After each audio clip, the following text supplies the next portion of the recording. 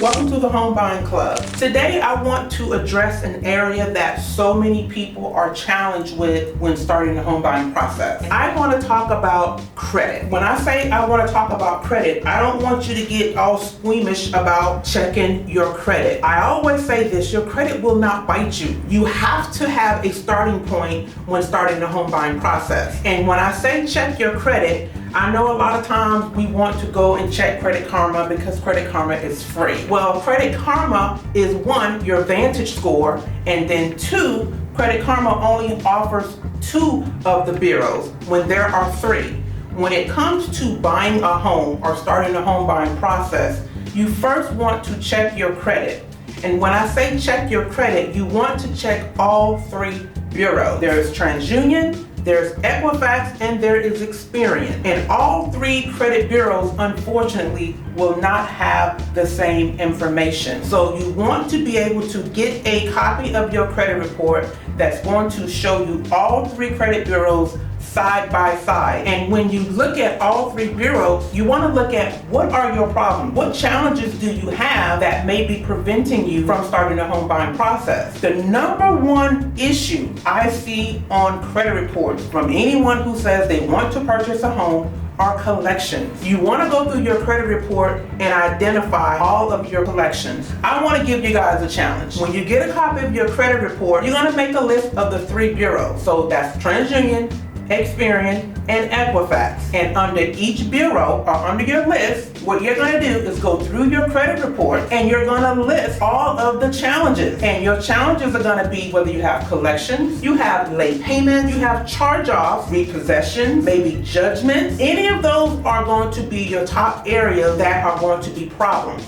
And the reason why I say they're going to be problems because if you have any or all of these currently reporting on your credit report, it also is going to affect your credit score. So when you now make a list of these negative items, you're going to now put together a plan of action to either get in credit repair or working on your credit on your own. And the more of these accounts you get removed, the now higher your credit scores will go. So when I say check your credit, you don't want to just check for negatives, you also want to focus on your personal information. Now, when I say personal information, your name, you only have one name, so you should have one name listed on your credit report. Your address, you live only at one property. So that means if you have a lot of old addresses that you lived at in the past, you want to get those addresses removed. The next thing you want to remove is your employers. If you have a lot of old employers listed on your credit report, you want to get those removed as well. The reason why you want to address your personal information, because your personal information is what the lenders are going to see first, and it's going to show that you are stable. When you have multiple addresses, multiple names, multiple employers, you look unstable. Remember, you're trying to purchase a home, so you want to make sure when you go before an underwriter that you give them your best foot forward. And then the last thing you want to address on your credit report are your inquiries. Your inquiries basically show that you have went to a particular creditor to apply for some type of loan or product. When you do this, you want to make sure that you have little to no inquiries. If you can work on getting those inquiries removed, that would be perfect. Again, you want to address your personal information, you want to address your content, which is your negative accounts, and then you want to address your inquiries.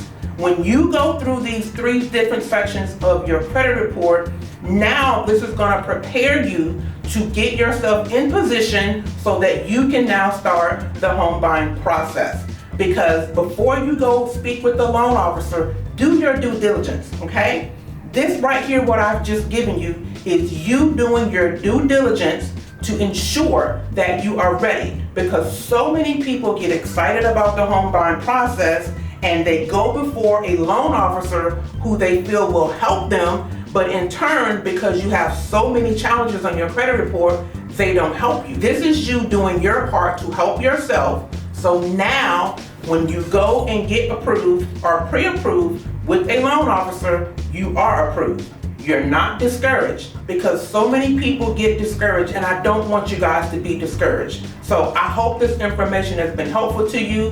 What I am also going to do is put a link down in the description area where you can go and get a copy of your credit report and review it and go through the steps I have just given you. I hope this information has been helpful to you.